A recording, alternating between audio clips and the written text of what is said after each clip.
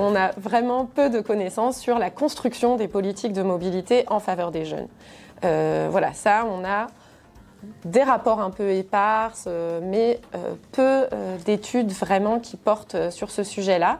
Donc là, il me semble qu'il y a des choses à creuser. J'ai ciblé 2 territoires, donc l'un très urbain, l'autre un peu plus périurbain et rural, donc avec des problématiques voilà, qui ne s'opposent pas forcément. On retrouve quand même des problèmes ou des besoins qui peuvent se recouper entre les 2 territoires, mais voilà, une configuration différente.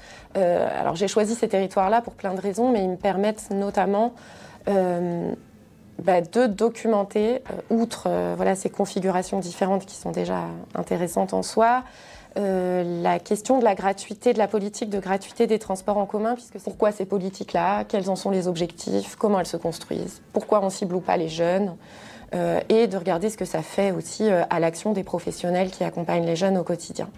Du coup, sur la méthodologie adoptée, donc c'est une recherche qualitative par entretien.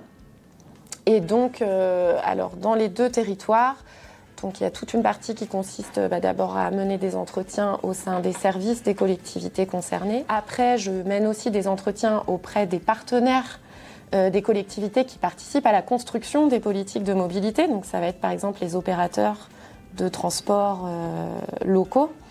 Ça va être des acteurs associatifs qui mènent des projets financés par les collectivités autour des questions de mobilité des jeunes, par exemple. Et puis, le deuxième pan de question de ma recherche, c'est intéressant du coup à la façon dont les professionnels de jeunesse accompagnent les jeunes sur ces questions-là.